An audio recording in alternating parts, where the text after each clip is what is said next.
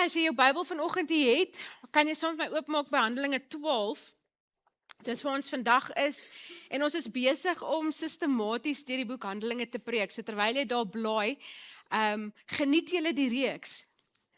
Dis vir my 'n wonderlike ervaring om elke week so deur die woord van die Here gekonfronteer te word en toe te laat dat die woord van God self die agenda bepaal.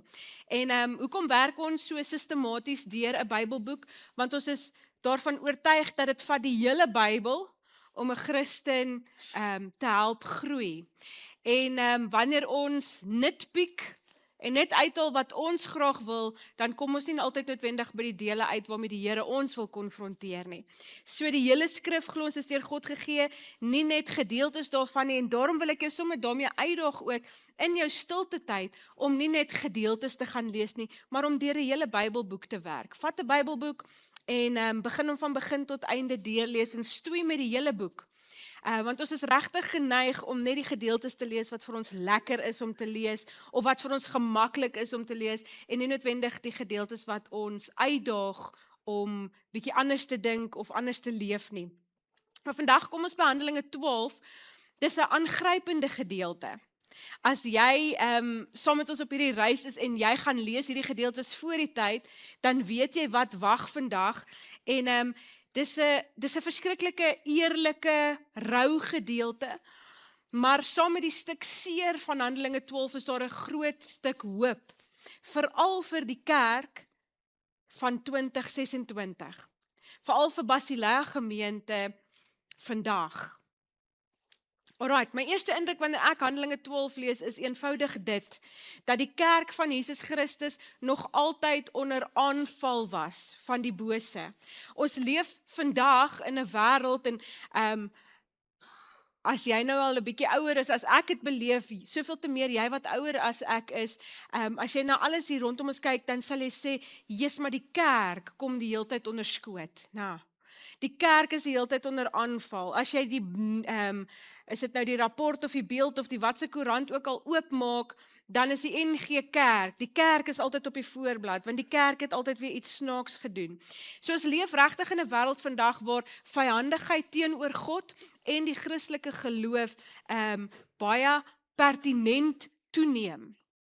En ek wil amper sê 'n hoogtepunt bereik in die tyd van die geskiedenis waar ek en jy leef. Maar dit behoort ons nie te verras nie. Dit is niks nuut nie. Dis nie 'n nuwe oorlog nie. Hierdie oorlog het begin die dag toe Satan self God wou wees. En as jy lank genoeg 'n Christen is en jy ken jou Bybel goed genoeg, dan weet jy dat Satan het homself aangematig dat hy net soos God is, dat hy gelyk aan God is, en God het hom uit die hemel uit gewerp. Hom en 'n derde van die engele wat hom gevolg het. En sedert daai dag voer die duiwel 'n oorlog teen God.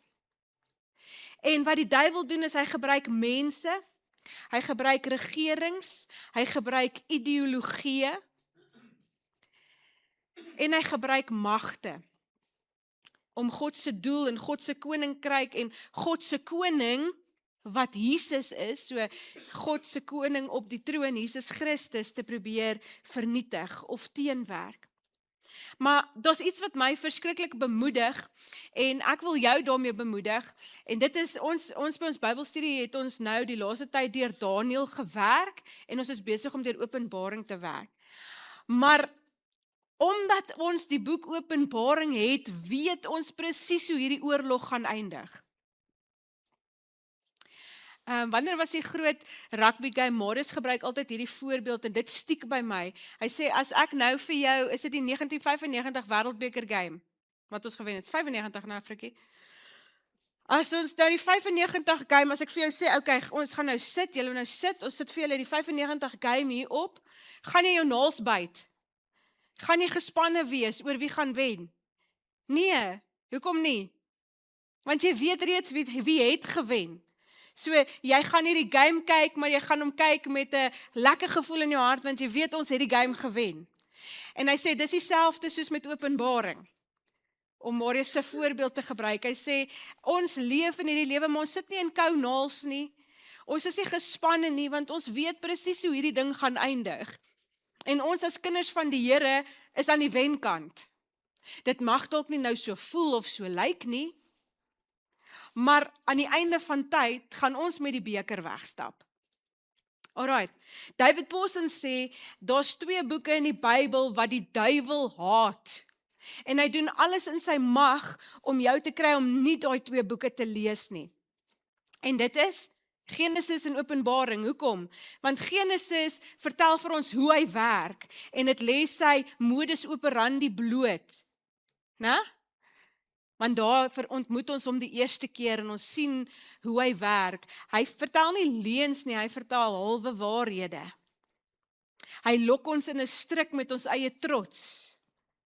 En dan sê David Pawson, en hy hou ook nie van Openbaring nie, want Openbaring vertel van sy vernederende nederlaag en hoe hy gewen en oorwin gaan word. En daarom probeer die duiwel ons daarvan weghou deur om hierdie 2 boeke te lees. As jy mooi daaroor dink, dan is daar altyd 'n dispuut oor Genesis. Daar's altyd die ouens wat sê dis mite en is net mooi stories, is nie waarheid nie, want hoe kan God die wêreld in 7 dae geskep het? Jy weet daai leuen wat die duiwel vertel. En Openbaring, Christene hou nie daarvan om Openbaring te lees nie, want hulle sê dis te mekaar, ek verstaan dit nie, dis te groot vir my begrip. Openbaring vertel vir ons hoe die oorlog gaan eindig. Jy hoef nie bang te wees vir die boek Openbaring nie. Ons is besig om hom lekker stelselmatig deur te werk. Ons kom agter, is eintlik baie eenvoudig. Baie eenvoudig. Die boodskap is eenvoudig. En die boodskap is dit: Jesus wen. Dis dit. So ek en jy leef nie met vrees nie, ek en jy leef met hoop. En ons weet daar gaan 'n dag kom wat Satan sy laaste, grootste aanslag teen God en God se kinders gaan loods. Maar die uitslag van die oorlog is reeds bepaal. Daar staan in Openbaring, die Antichrist gaan verslaan word, die Satan gaan geoordeel word en Jesus gaan vir ewig op die troon as koning regeer. Dit staan daar. Ja, amen. Maar ek en jy leef tussen die begin en die einde van hierdie oorlog. Met ander woorde, ek en jy leef in die interim. Ek en jy leef op die spreekwoordelike slagveld. En die vraag is, hoe leef die kerk terwyl hierdie oorlog woed? Hoe leef ons terwyl ons in 'n oorlog is? En waar lê die kerk se krag? Nou Handelinge 2 gee vir ons die antwoord. So jy kan jou Bybel nou saam met my vat, kom ons lees daai gedeelte. In die tyd, nou alwaarna die tyd verwys is die tyd van die hongersnood wat aangekondig is aan die einde van Handelinge 11. So in die tyd van die hongersnood het koning Herodes party van die gemeentelede laat vang en hulle mishandel. Hy het vir Jakobus, die broer van Johannes, met die swaard laat doodmaak. So dis 'n stukkie sad, né? Jakobus was dan nou nie die eerste martelaar nie, maar die eerste apostel wat gemartel en doodgemaak is. Toe Herodes sien dat dit by die Jode byval vind, het hy nog verder gegaan en ook vir Petrus gevange laat neem. Dit het tydens die fees van die ongesuurde brood gebeur. Nadat Herodes vir Petrus laat vang het, het hy hom in die tronk gesit en hom deur 4 afdelings van 4 soldate elk laat bewaak. Herodes wou hom na die Paasfees voor die volk bring. So is hy dan in die tronk bewaak, maar die gemeente het aanhoudend vir hom tot God gebid. Die nag voordat Herodes die nag voordat Herodes hom voor die volk sou bring, het Petrus tussen 2 soldate geslaap. Hy was met 2 kettinge geboei en voor die deur het wagte die tronk bewaak. Met eens staan daar 'n engel van die Here en skyn daar 'n lig in die sel. Die engel vat toe aan Petrus se sy om hom wakker te maak en sê vir hom, staan gou op.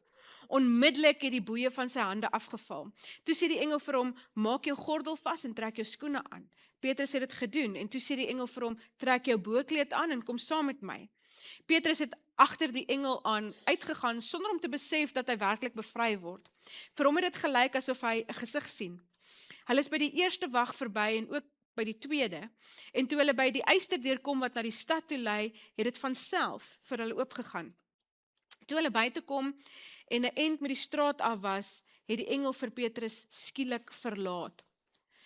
Toe dring dit tot Petrus deur wat met hom gebeur het en hy dink, nou besef ek eers regtig dat die Here sy engel gestuur het om my uit die hande van Herodes te red en van alles wat die Joodse volk van plan was om te doen. Met die gedagte is hy na die huis van Maria, die moeder van Johannes, wat ook Markus genoem is, waar baie gelowiges saam was om te bid.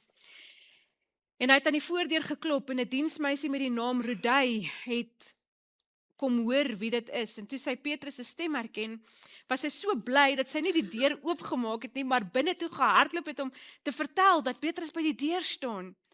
Maar hulle sê vir haar, jy's mal.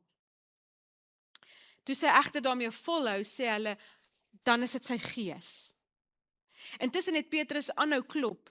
Toe hulle die deur oopmaak en hom sien, was hulle baie verbaas. Hy het met sy hand vir hulle gewys om stil te bly en vir hulle vertel hoe die Here hom uit die tronk uitgelei het. Vertel dit vir Jakobus en die ander gelowiges, het hy gesê, en na 'n ander plek toe vertrek. Nou, die vermoorde apostel was Jakobus, die seun van Zebedeus, die broer van Johannes, maar die Jakobus aan wie Petrus sê hulle hierdie nuus moet gaan vertel, is Jakobus die boetie van Jesus, wat op hierdie stadium 'n leier in die kerk in Jerusalem geword het. Toe dit dag word, was die soldate nie min ontsteld oor wat van Petrus geword het nie. Herodes het hom laat soek en omdat hulle hom nie kon kry nie, het hy die wagte verhoor en bevel gegee dat hulle doodgemaak moet word. Dit was die praktyk in daai tyd gewees, as 'n wag, dit is hoekom hulle hom vasgeketting het en langs hom geslaap het. 'n Wag het 'n gevangene opgepas. En as jy daai gevangene verloor het, dan het jy sy straf gekry. So dis 'n baie slegte ding wat hier met hulle gebeur. Hierna het Herodes van Judea af na Caesarea toe gegaan en 'n tyd daar gebly. Die mense van Tyrus en Sidon het hulle die woede van Herodes op die hals gehaal. Daarom het hulle saam 'n afvaardiging na hom toe gestuur nadat hulle vir Blastus, die koning se kamerheer, op hulle hande gekry het hulle vrede gevra, omdat hulle land van die koningssin afhanklik was vir lewensmiddele. Op die vasgestelde dag het Herodes sy amptsklere aangetrek, op sy troon gaan sit en hulle toegespreek. Die mense het toegeskree, dit is 'n God wat praat, nie 'n mens nie. So hulle eer hom hier as 'n God en nie as 'n mens nie. En op daai selfde oomblik het 'n engel van die Here hom getref. Hoekom?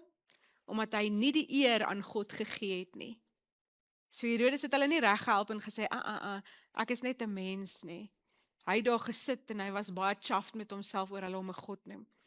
Herodes is deur wurms verteer en het gesterwe. Nou ek gaan nie daaroor preek vandag nie, maar ek wil net hê jy moet die volgorde sien van waarin hierdie gebeur. Dis nie hy het gesterf en is deur wurms gevreet nie. Hy is deur wurms verteer en het gesterwe. Dis vicious, hè? Alright, vers 24. Maar die woord van God het verder versprei en veld gewen. Barnabas en Saulus het teruggekom nadat hulle opdrag in Jerusalem uitgevoer het en hulle het vir Johannes, wat ook Markus genoem is, met hulle saamgevat. Dis Handelinge 12. 'n mooi, hartseer, maar hoopvol storie.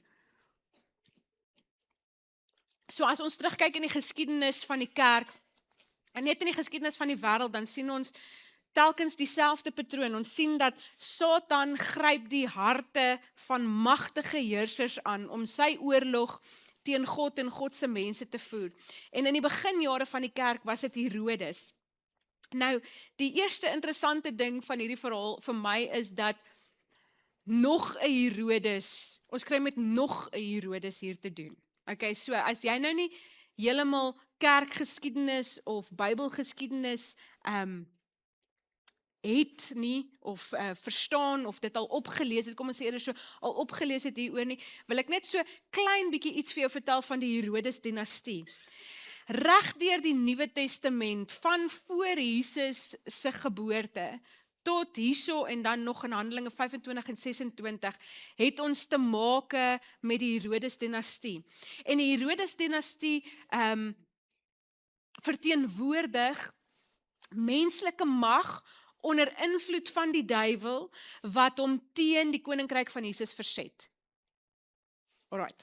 Kom ek vertel julle so 'n bietjie iets van die Herodes familie. Dit was 'n interessante klompie en omtrent elke keer wat jy die naam Herodes in jou Bybel lees, omtrent elke keer, het jy al te maak met 'n ander Herodes.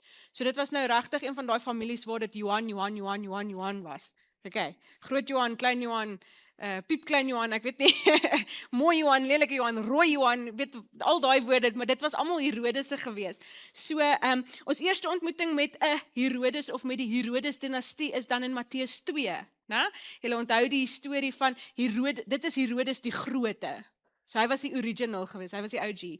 En hy probeer om die Jesuskind op te spoor en hy sê vir die sterrekykers, julle moet vir my kom sê waar hy is. Hoekom? Want hy wou hom doodmaak. So van die begin af was die Herodes dinastie teen Jesus, teen die Messias, die Christus, die verlosser. En dan die tweede keer wanneer ons met 'n Herodes te doen kry, is in daai selfde hoofstuk, so sommer in dieselfde hoofstuk spring ons na 'n ander Herodes toe, en dit is Herodes Archelaus. En hy was aan bewind 2 jaar na Herodes die Grote, toe Josef hulle moes terugkom uit Egipte. Onthou julle, hulle het gevlug na Egipte toe, om weg te kom van Herodes die Grote, en wat die kindertjies wou doodmaak. En toe Josef hoor Herodes Archelaus, dit is Herodes die Grote se seun, is aan bewind in Judea, toe besluit hy, dan gaan hy en Maria en Jesus nie terug Judea toe nie, dan gaan hulle eerder in Nasaret gaan bly, en Nasaret is in Galilea. Dis hoekom Jesus in Nasaret gebly het, want hulle het eintlik weggekruip of gevlug vir 'n Herodes, die Herodes dinastie. Dan nog 'n seun van Herodes die Grote was Herodes Antipas. Dis die Herodes wat vir Johannes die Doper laat onthoof. En dis dieselfde Herodes wat met Jesus die spot dryf en Jesus 'n bespotting maak voor sy kruisiging. So ons trek nou al hier by 'n derde Herodes wat teen Jesus en die koninkryk van God is. Dan in Handelinge 12, hier waar ons nou skryf vir Herodes Agrippa die eerste. Julle hoor mos hy die eerste, die tweede Johanne, dis hy. Herodes Agrippa die eerste. Hy is die kleinseun nou al van Herodes die Grote. En hy vervolg die kerk. Hy maak die eerste apostel dood. Ons lees in die eerste vers, hy laat vang van die mense en hy mishandel hulle. Soos 'n wrede ou. En hy het sy kieks gekry daaruit om mense regtig seer te maak. En dan in Handelinge 25 kry ons vir Herodes Agrippa die tweede, nou is ons al by 'n agterkleinseun van Herodes die Grote, en Paulus kom staan voor hom, en hy vertel vir hom die storie van Jesus en die verlossing van Jesus, hy deel met hom die evangelie, maar uiteindelik is dit ook hy wat die evangelie en vir Jesus verwerp. So hierdie ouens het 'n paar kansse gehad, so julle met my saamstem. Sommige net 'n stukkie interessante kerkgeskiedenis vir jou, al die Herodese waarmee ons te doen kry. Maar sien jy die patroon? Sien jy geslag na geslag, Herodes na Herodes, elke keer dieselfde rebellie teen God. Elke keer dieselfde teenstand, dieselfde verwerping van die koninkryk van God. Maar elke keer gebeur dieselfde ding. God se koninkryk gaan onstuitbaar voort. Nie een van die Herodes het dit reg gekry om hierdie evangelie in die kiem te smoor nie. Nie een van hulle het dit reg gekry om die verspreiding van die koninkryk van God teen te werk nie. Inteendeel, hier aan die einde van Handelinge 12 lees ons, die evangelie het net verder en verder versprei. En dit sê sommer net vir my een ding, en ek wil jy moet dit hoor, en ek wil jy moet dit na jou lyf toe trek vanoggend. Herodese kom en gaan, maar die evangelie bly. Die kerk bly. Want selfs die magtigste dinastie kan nie standhou teen God wat sy kerk onderhou nie. God sorg vir sy kerk. En daarom hoef die kerk wat op haar knieë is en in gebed ingeprop is, ingeskakel is by God, nooit bang te wees vir die Herodese van haar tyd nie. Nou ek wil nie voorbeelde noem nie, maar ek wil hê jy moet sommer daar by jouself sit en dink, wie is die Herodese van ons tyd? Wat is die vervolging wat die kerk vandag beleef? En maak dit baie persoonlik, wat is die vervolging wat die kerk in Suid-Afrika beleef? Wat is die vervolging wat die kerk in Witbank beleef? Wat is die vervolging wat Basileia gemeente op die stadium beleef? 'n Kerk op haar knieë hoef nooit bang te wees vir die Herodese van haar tyd nie. Nou in Handelinge 12 is dit dan Herodes Agrippa die eerste wat die vervolging van die kerk begin. Maar van hom moet ons verstaan, sy beweging was baie meer polities as godsdienstig. Hy het nie noodwendige haat vir die Christene gehad nie. Ek dink hy was eintlik baie apaties teenoor die Christene. Hulle kon hom nie minder geplaai het nie, maar om sy posisie te behou, moes hy die guns van die Joodse leiers gewen het. Want hy was 'n Idumeer, so hy was nie 'n suiwer Jood gewees nie. En daarom vervolg hy die kerk, bloot omdat dit hom gewild maak. En die kerk word die prys wat hy betaal vir politieke invloed, of die versterking van sy politieke invloed. En ons lees, hy laat vir Jakobus, die broer van Johannes, met die swaard teregstel. Nou, dis 'n vorm, as jy die Hebreëse geskrifte gaan lees, dis 'n vorm van teregstelling wat gereserveer was in die Joodse geloof vir ouens wat ander mense na afgodsdiens toe lei.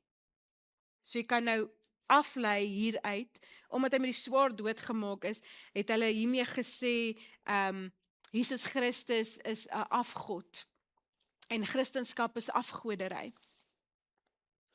En hy sien toe die Joodse leiers like dit, en toe besluit hy, nee man, dan moet hy nog 'n groter move maak. Hy het nou hier momentum, hy mik hierdie keer vir die mees prominente leier van die vroeë kerk, hy mik vir Petrus. Petrus was die sleutelfiguur, en vir Herodes was dit eenvoudige politieke game. Dit was om politieke veld te wen. En hy laat vir Petrus arresteer tydens die fees van ongesuurde brood, met ander woorde tydens Paasfees. En tydens Paasfees was Jerusalem stampvol pelgrims gewees. En daarom besluit hy gaan nie nou vir Petrus laat doodmaak nie, het gaan nie aftrek kry nie. Hierdie Jode is nou te besig met hulle fees, niemand gaan sien as hy nou hierdie move maak nie, so hy gaan wag. Hy gaan wag tot na Paasfees, en dan sal hy hierdie groot ding doen, en dan gaan almal dit sien, want dan het die feestelikheid in Jerusalem 'n bietjie bedaar. Hy wil maksimum politieke voordeel uit hierdie ding uittrek. Intussen word Petrus in 'n tronk opgesluit, 4 wagposte van 4 soldate elk, vinnige wiskunde, 16 soldate vir een ou. 16 soldate vir een gevangene. Hoekom so baie? Herodes wil net seker maak hierdie ou ontsnap nie. Hierdie was sy groot move. En hy wil nie iemand moet dit van hom al wegvat nie. En die aand voor sy verhoor lees ons Petrus slaap tussen 2 wagte. Nou dis nie die 2 wagte wat my hierso tref nie, maar die feit dat Petrus slaap. Hy's met kettinge vasgeboei, daar's wagte voor die deur, menslik gesproke is daar geen uitkomkans nie, maar Petrus slaap. In 'n samelewing wat jaarliks miljoene rande spandeer aan slaaphulle, is dit verstommend. Wens jy nie jy daai vrede gehad wat Petrus het nie, om net te kan slaap, al lê jou gewisse dood voor die deur, kan slaap. Ek dink Petrus se vertroue was in God. Dit wys vir ons sy vertroue was 100% in God, maar sy vertroue was nie noodwendig daarin dat God hom uit hierdie situasie gaan haal nie. Sy vertroue was eerder daarin dat God ten volle in beheer is, selfs al is hierdie situasie buite sy beheer. En selfs al word hy die volgende dag doodgemaak, glo hy God is in beheer. En ek dink hy was opgewonde om die Here te sien. So hy het sy vertroue in die Here gesit, en dan later, wanneer hy 1 Petrus 5 vers 7 skryf, dan sê hy, werp al julle bekommernisse op die Here, want hy sorg vir julle. Hey, jy kan maar vir hom luister, want hier's 'n ou wat weet waarvan hy praat. Werp al jou bekommernisse op die Here, want hy sorg vir jou. Sê die ou, wat geslaap het, die aand voor hulle hom sou doodmaak. Want hy het geweet, God is in beheer. en God sorg. So hy slaap vasgeketting tussen twee soldate, hy weet die volgende dag, wat die volgende dag vir hom wag, maar hy verloor nie rus daaroor nie. En dan kom ons by vers 5 en die fokus van ons diens vandag, die spulpunt van die hele hoofstuk, daar staan, so is hy dan in die tronk bewaak, maar die gemeente het aanhoudend vir hom tot God gebid. Die gemeente gaan op hulle knieë. Hulle begin vir Petrus bid. Jakobus 5 vers 16 sê vir ons, die gebed van 'n gelowige het 'n kragtige uitwerking. En hier sien ons dit. Herodes sit sy vertroue in die soldate. Nie hoeveel soldate nie, 16 soldate, 16 hoog opgeleide, gespesialiseerde ouens om vir Petrus op te pas, maar die kerk sit haar vertroue in God. Lukas gebruik die Griekse woord ektenos, wat beteken tot die uiterste toe. Met ander woorde, hulle het tot die uiterste toe gebid.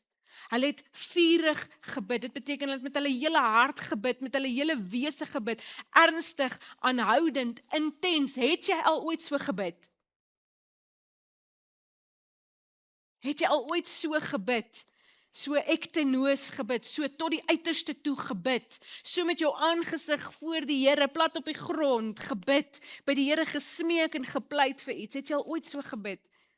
En dan sê die verhaal vir ons, God antwoord.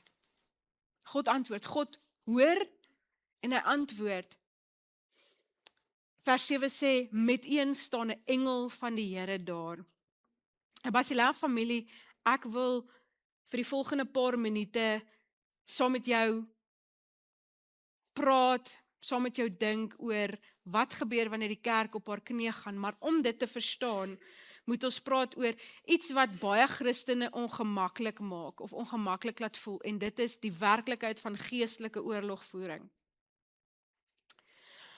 En hier is 'n waarskuwing as ons oor hierdie onderwerp praat, en dit is dat as jy die bonatuurlike wêreld vreemd vind en verkies om dit eerder te vermy en temas daaroor en gesprekke daaroor te vermy, dan gaan dit versekerde invloed hê op jou geestelike lewe. Hoekom? Want as jy nie leef met 'n ingesteldheid, 'n beseffende ingesteldheid dat daar 'n geestesdimensie is nie, sal jy nooit, maar nooit die noodsaaklikheid van gebed verstaan nie. En as jy nie die noodsaaklikheid van gebed verstaan nie, sal jy nooit 'n mens van gebed word nie, want jy sal jou nooit toewy aan gebed nie, want jy gaan nie die erns daarvan raak sien nie. En gebed is nie maar net 'n godsdienstige ritueel nie. Gebed is die God gegewe middel, dis die tool wat die Here vir ons gegee het, die wapen wat die Here vir ons gegee het, waardeur hy sy wil op aarde laat geskied. Gebed. So jou geloof in en verstaan van die geesteswêreld het 'n direkte uitwerking op jou gebedslewe en op hoe jy oor gebed dink en hoe jy jou aan gebed toewy.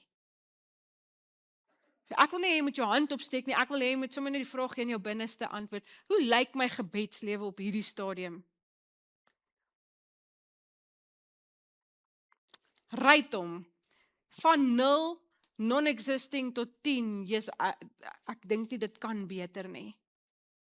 Waar val jy? Alright?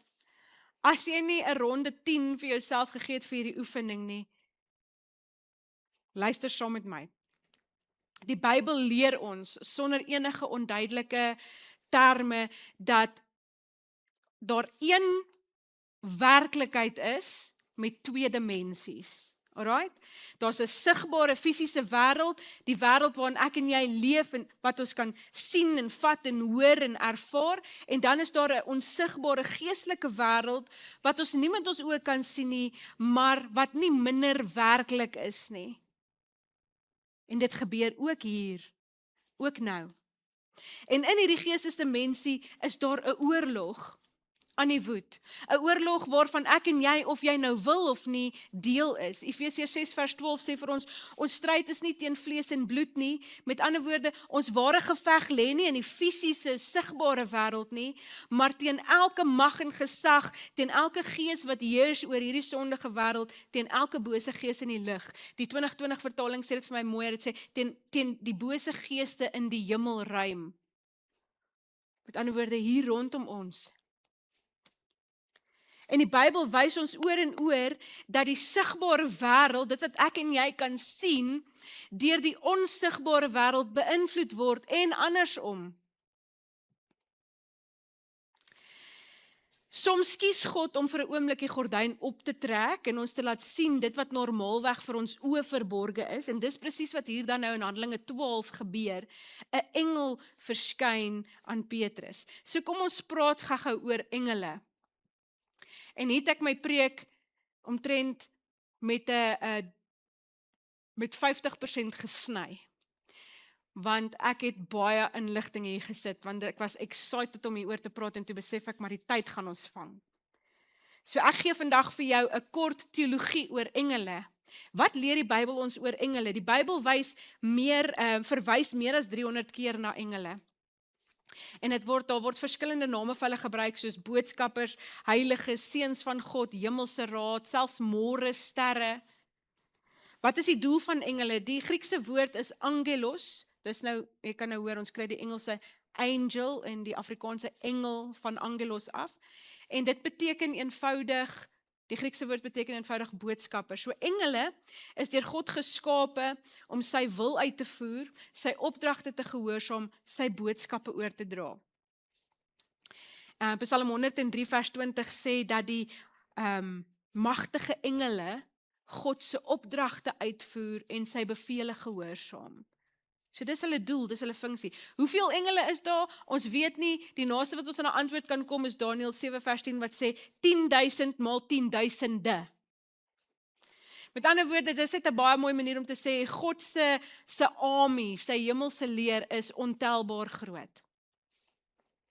Hy weet hoeveel daar is, maar ons dink nie ons het 'n getal in ons woordeskat of in ons koppe wat God se hemelse leer kan beskryf nie. Hoe lyk engele? Nou hier het ek vir julle die mooiste prentjies gehad, en toe wil my rekenaar nie werk nie.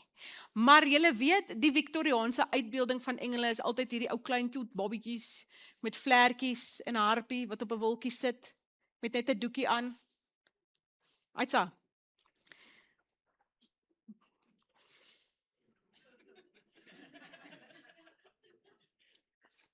Dis nie hoe engele lyk nie, hoor. Die lig het daar geprotesteer. Dis nie hoe engele lyk nie. Die Bybel beskryf hulle glad nie so vir ons nie. Dit is hoe ons hulle geteken het om hulle vir ons vriendelik en aantreklik te laat lyk. Soms verskyn engele in die Bybel in menslike gestalte, maar die boeke Esegiel, Daniël en Openbaring gee vir ons 'n kykie op engele se hemelse heerlikheid. En een van die mees algemene dinge, weet julle wat is die mees algemene ding wat 'n engel sê wanneer aan iemand verskyn? Moenie bang wees nie. Hoekom sal 'n cute, klein, vet babietjie vir jou sê, moenie bang wees nie? Dit is omdat 'n engel in sy ware goddelike heerlikheid, soos God hom geskep het, God se heerlikheid, eintlik 'n vreesaanjaende gesig is. Ons lees byvoorbeeld in Esegiel van engele wat wiele goed het, wat soos wiele lyk, en hierdie verskriklike baie vlerke, met verskriklik baie oë op die vlerke en op die wiele, en dit klaar op sigself, as jy nou 'n prentjie in jou kop moet maak, is scary, maar gister toe gaan gebruik ek nou vir AI, en ek gaan maak 2 prentjies, die cute babietjie engeltjie, en ek maak die scary Esegiel engel, en ek wys hulle vir Tiani, sy vra eers my, mamma, wat is dit? En ek wys vir haar, ek sê, dis engele. Sy sê, ek dink die daai een is 'n engel nie. Sy sê, hy het te veel vlerke en te veel oge. Sy sê, te veel oge. Ek sê vir haar, ja my skat, ek sê vir haar, van wat sê nou jy die meeste? Sy sê, nee, daai ene, die babietjie een. En dit was sommer net vir my so 'n bevestiging van, ons like om aan engele te dink, soos ons, maar hulle is nie soos ons nie. Hulle is glad nie soos ons nie. Baie mense sê, "Jesus, ek sal dit like om 'n engel te sien." Nee, jy sal nie. Ek dink nie so nie. In Openbaring lees ons dat daar 'n engel aan Johannes verskyn en Johannes is dadelik so oorweldig deur hierdie beeld wat hy sien, hierdie glans, en dat hy neerval voor die engel en begin om die engel te aanbid, dat die engel vir hom moet sê, nee, ek is nie God nie. Aanbid God. So, selfs hierdie magtige engele, wat ons sal misgis vir God, omdat hulle so groot en intens is eintlik net dienaars van die God van die heelal. So kan jy net imagine, hoe lyk hy? Hoe lyk sy heerlikheid? Dis hoekom geen mens dit nog ooit gesien het nie. So, is engele na die beeld van God geskape? Nee. Die Bybel leer slegs dat die mens na die beeld van God geskape is. Dit beteken ook dat God se verlossingsplan op ons gerig is en nie op die engele nie. Hebreërs 2 sê dit pertinent. Dit sê Christus ontferm hom nie oor die engele nie, maar oor die nageslag van Abraham. So die mens het 'n besonderse plek by God. En in Hebreërs 1 vers 14 sê dit dat engele geeste is wat in diens is van God. En wat God uitstuur om die te dien wat die saligheid gaan beerwe. Met ander woorde, ons wat kinders van die Here is. Engele staan in diens van God en hy stuur hulle uit om ons te bedien. Alright. 1 Petrus 1 sê, die engele kyk met verwondering na die verlossingswerk van Jesus, want hulle begeer om dit beter te verstaan. Hulle sien God se genade en sy werk in die kerk, en hulle verwonder hulle daaroor. Hulle verwonder hulle aan die liefde van God vir mense. Dan is daar natuurlik ook dan die gevalle engele. Die Bybel leer ons dat Satan en die demone ook engele was, dat hulle in opstand gekom het teen God, dat hulle uit die hemel uitgewerp is en sedertdien voer hulle oorlog teen God en sy werk op aarde. En hulle oorlog is gerig teen dit wat God die liefste het, teen ons.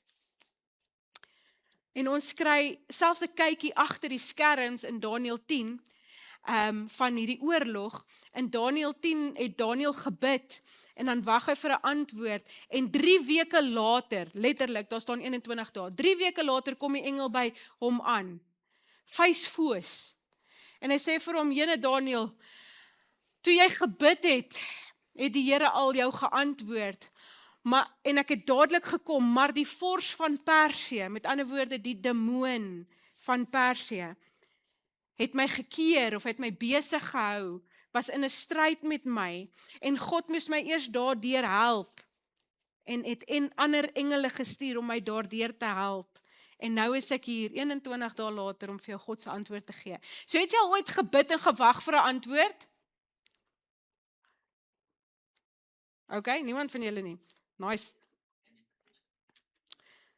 Daar's 'n geestelike oorlog om ons aan die woed. Wat moet jy vanoggend hoor? Hoekom vertel ek dit vir jou? Ek wil vir jou 'n prentjie sommer net skets. Ek wil hê jy moet saam met my net daar gaan in jou denke waar jy partykeer nie waag om te gaan nie. En daar's 3 waarhede wat ek wil hê jy moet hoor. Nommer 1, die geestelike wêreld is 'n realiteit en daar's 'n geveg hier rondom ons. En dis engele en demone hier te mekaar. En nommer 2, daar gebeur baie meer in die onsigbare wêreld as wat ek en jy ooit kan sien of begryp. En God staan aan die hoof daarvan. Hy beheer die engele, hy stuur hulle uit om ons te help. En nommer 3, God werk dikwels in daai onsigbare wêreld op maniere wat ek en jy niks van weet nie.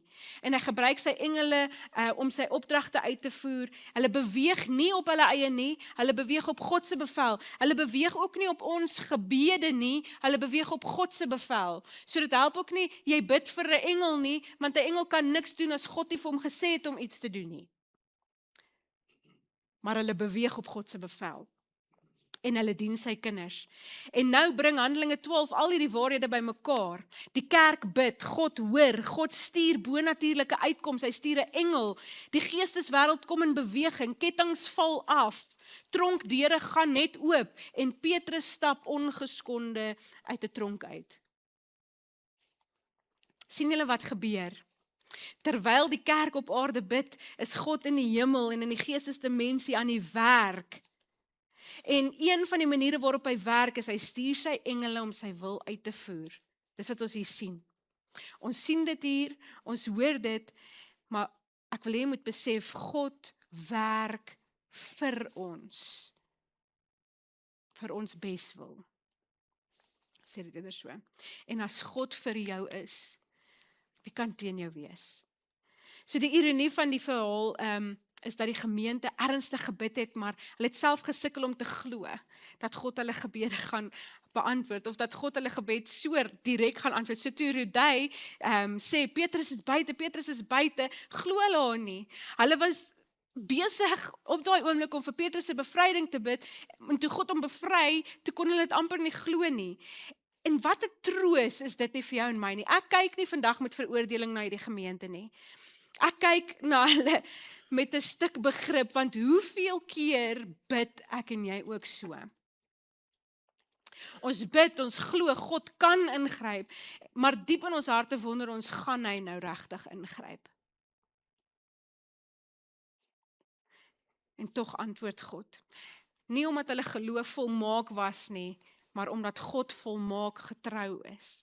God se trou hang nie af van die grootte van my geloof nie. Dit rus in die grootheid van sy genade en sy liefde vir ons.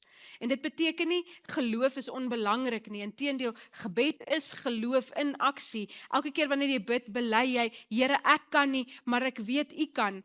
En gebed is die hand wat in afhanklikheid na God toe uitreik. 'n bewende hand.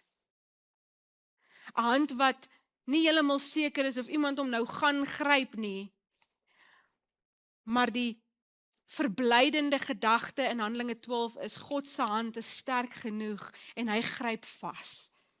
Hy gryp vas. So miskien is jy vandag hier en jy bid dalk met meer ywer as met sekerheid. So jy bid, jy het iets op jou gebedslys waarvoor jy elke aand bid, elke dag bid, en jy bid met ywer, maar jou sekerheid wankel 'n bietjie. Miskien is daar selfs 'n bietjie twyfel in jou gebed. En dan is Handelinge 12 goeie nuus vir jou. Want Handelinge 12 sê, God is groter as jou twyfel, God is groter as jou klein geloof, en hy tree in waar sy kinders op hulle knieë gaan. Nou daar's nog baie om te sê oor hierdie teks. Dis hoekom ek sê ek het my preek 1000 keer gaan sny. Want ek wil afsluit vanoggend, ek wil nou afsluit, want ek wil genoeg tyd afstaan in dit wat ons nou gaan doen. Kom ons maak sommer net in ons kop gou 'n eenvoudige opname van Handelinge 12. In jou gees trek sommer 2 kolomme, en aan die een kant van hierdie kolom gaan jy alles lys wat teen Petrus was, en aan die ander kant se kolom gaan jy alles lys wat vir Petrus was. So wat was teen Petrus gewees? Op hierdie aarde, sigbaar. Herodes, die Joodse leiers, die tronk, 16 soldate, 2 ketTINGs, wagte voor die deur, 'n stadshek. Alright, in die ander kolom, wat was vir Petrus gewees? Net een ding. Hy het 'n gemeente agter hom gehad wat vir hom gebid het.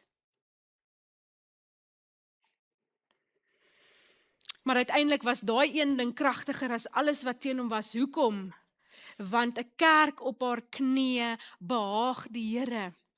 En 'n kerk op haar knieë roep die Here se hulp in, want 'n kerk op haar knieë sê, Here, ons kan nie, maar U kan. En dis waar die krag van die kerk lê. In vervolging, en ook in tye waar dit goed gaan. Op haar knieë. Miskien voel jy vandag, daar's 'n hele lys dinge teen jou. So kom ons trek dit na jou lyf toe. Miskien sukkel jy met iets soos depressie, of angs, of eensaamheid. Miskien worstel jy al vir baie lank met 'n verslawing. Miskien sukkel jy met jou gesondheid, of het jy dalk onlangs 'n slegte mediese diagnose gekry. Miskien sit julle vandag hier langs mekaar, maar jou huwelik hang eintlik aan 'n draadjie. Miskien is daar twis of konflik in jou familie, wat die familie skeur. Miskien het jy 'n kind wat van die Here af weggedwaal het. En jou gebed is so net dat daai kind moet terugkom. Miskien sukkel jy met 'n sonde en jy probeer, maar jy kry net nie losgebreek van daai sonde nie. Miskien het jy probleme by die werk, of het jy dalk nie werk nie en soek jy werk. Daar kan 100 dinge vandag teen jou wees, maar daar's vandag een ding wat vir jou is. Een ding wat groter is as enige iets wat teen jou is, en dit is dat jy deel is van 'n geloofsfamilie wat bid. Wat bid. En waar 'n gemeente saam bid, word die oorlog in die geestesdimensie gewen. 'n Gemeente wat saam bid, het bonatuurlike invloed. Die Here sê self dat daar onmeetbare krag lê in korporatiewe gebed, met ander woorde, in saam bid. Matteus 18 vers 19 sê, as 2 van julle op aarde oor enige saak saamstem en daaroor bid, sal my Vader wat in die hemel is, julle dit laat kry. Daar is enorme krag in eensgesinde gebed. En daarom gaan ons vandag nie net Handelinge 12 lees en hoor nie, ons gaan Handelinge 12 vandag doen. Oor 'n paar oomblikke gaan ons doelbewus en intentioneel ruimte maak vir gebed. Miskien is daar 'n Herodes in jou lewe, miskien is daar 'n tronk in jou lewe, miskien is daar iets wat jou bind vandag en jy voel vasgeketting. Miskien voel jou situasie vandag vir jou menslik onoorkombaar. Dan wil ons vandag doen wat die kerk in Handelinge 12 gedoen het. Ons wil saam met jou bid. Alright, nie omdat ons glo daar is krag in mense nie, maar omdat ons glo daar's krag in die almagtige God. En jy hoef nie vandag alleen te bid nie. Vandag wil die gemeente saam met jou voor die troon van God gaan staan en saam met jou by die Here pleit. Ek besef dat dit van jou gaan vra om iets te doen wat dalk vir jou 'n klein bietjie ongemaklik is. Dit gaan van jou vra om vorentoe te kom vir gebed. En miskien is dit vir jou 'n klein bietjie ongemaklik vandag. Miskien is jy hier waar jy nou sit, is jy bang vir wat mense gaan dink. Maar ek wil by jou pleit vandag, moenie laat jou trots daarvan moenie laat jou trots daarvan weerhou van wat God vandag dalk in jou lewe wil doen nie. Alright, Handelinge 12 leer ons dat God dalk nie altyd antwoord soos ons verwag nie, maar dit leer ons iets veel groter, en dit is God antwoord, punt. God is aan die werk, punt. God is nie onbetrokke nie. En daarom gaan ons vandag by die Here pleit. En ek wil vir jou sê, Psalm 91 sê, hy sal sy engele opdrag gee oor jou, om jou te beskerm waar jy ook al gaan. Jesus, like het om dit aan te haal, maar hier sit nou in praktyk. Ons weet nie hoe God gaan antwoord nie, ons weet nie wanneer hy gaan antwoord nie, maar ons weet wie God is. Hy is in beheer. En daarom wil ek jou nooi. Ons gebedsspan is reg, hulle gaan hier voorkom staan. Jy gaan verseker nie alleen vorentoe kom en hier kom staan en hier gaan iemand wees wat saam met jou bid en dit gaan 'n persoonlike gebed wees want ons gaan musiek daar aan sit. So jy gaan kom en jy gaan net jou gebedsversoek bring. En ons gebedsspan, by elke tafel gaan daar iemand wees. Iemand gaan saam met jou bid. Dit gaan 'n persoonlike gebed wees. As jy nog steeds daar so sit, gaan jy ook besig wees in gebed. Gebruik die tyd vir gebed. En die persoon wat vir jou bid, ons het kersies op die tafel gesit. Kers is sommer net simbolies van God se teenwoordigheid. En die persoon wat vir jou bid, gaan jou salf. Daar's salfolie op die tafel. En dan gaan jy weer gaan sit. Maar dan het ons saam gebid. Dan het ons gedoen wat Handelinge 12 sê ons moet doen. Ons moet daai goeders voor die Here bring.